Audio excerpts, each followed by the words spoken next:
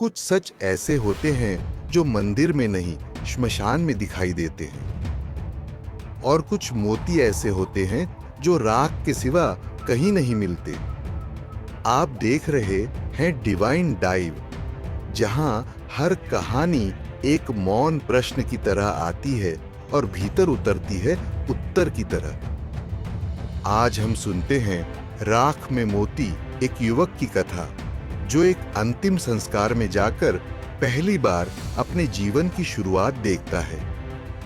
वेदांत शहर का आम लड़का था, कॉर्पोरेट की नौकरी करता था, घर पर माँ पिता और दिमाग में हमेशा एक्सेल शीट्स। जीवन उसके लिए एक रनिंग प्रोजेक्ट था, हर दिन नई मीटिंग, हर हफ्ते नया टारगेट। उसे कभी वक्त नहीं मिला रुकने का, सोचने का या किसी के मरने का। पर एक दिन उसके पुराने स्कूल के दोस्त प्रतीक की सड़क दुर्घटना में मृत्यु हो गई। वेदांत को झटका लगा, लेकिन उसकी सहज प्रतिक्रिया थी, दुखद है, पर मुझे जल्दी लौटना होगा। सोमवार को क्लाइंट मीटिंग है। अगले दिन वह श्मशान पहुंचा। दिन चढ़ा नहीं था और वहां सिर्फ धूप नहीं, मौन भी जल रहा था। श्मशान घाट, गंगा के किनारे, पीपल के नीचे फैली राख की गंध और चुप्पी की गर्मी। प्रतीक की चिता जल चुकी थी, केवल राख शेष थी। वेदांत को प्रतीक की मां ने देखा और बस इतना कहा, वो कल तक था, आज बस उसकी राख है। फिर एक साधु जो श्मशान के एक कोने में बैठा रहता था, धीरे से पास आया। उसने वेदांत को राख की ओर इशारा किया। कुछ लोग यही सोचकर चले जाते हैं कि सब कुछ यहीं खत्म हो गया, लेकिन जो वास्तव में देखता है उसे इसी राख में मोती दिखता है। वेदांत चौंका। राख में मोती? उसने पूछा। हां। साधु मुस्कुराया। तू जानता है, हर चिता जब जलती है तब जो राख बचती है उसमें हर वह चीज शामिल होती है जिससे मनुष्य बना होता है। शरीर, नाम, कपड़े, सम्मान, रिश्ते, डिग्रियां,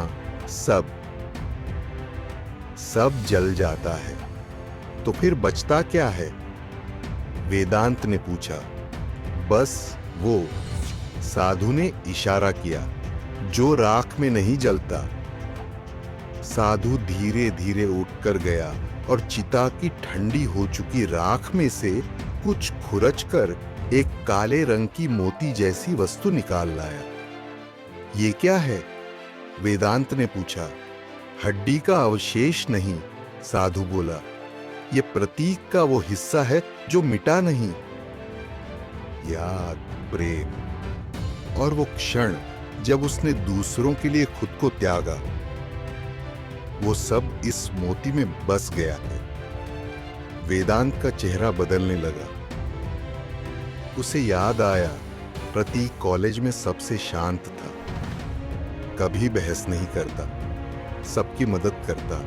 और वो आखिरी दिन जब उसने वेदांत के लिए अपनी इंटरव्यू मीटिंग छोड़ दी थी, मैंने तो बस भागते हुए उसे जिया, वेदांत बुदबुदाया, पर उसने हर पल मुझे जिया था। उस दिन शाम को वेदांत ने पहली बार अपने लैपटॉप को बंद किया, बिना सेव किए। फोन की नोटिफिकेशन साइलेंट की और गंगा के किनारे घंटों बैठा रहा। रात में वह लौटा, पॉकेट में उस मोती जैसे काले टुकड़े को लेकर, और दिल में एक नया बीज जो राख से उपजा था। हम अक्सर सोचते हैं कि जीवन बहुत बड़ा है, नौकरियां, मकान, रिश्ते, पहचान, पर जब एक चिता जलती है तो सब कुछ राख में बदल जाता है, सिवाय उस मोती के जो हमारे कर्मों से बनता है। राख में मोती हमें याद दिलाती है कि जीवन वही है जो जला नहीं, बस गया। आप देख रहे थे डिवाइन डाइव। अगर यह कहानी आपके भीतर कुछ शांत कर गई हो तो उसे बचाकर रखें और कमेंट में बताइए आपके जीवन का वो कौन सा कर्म है जो राख से बच सकता है। आपकी आत्म यात्रा मंगलमय हो।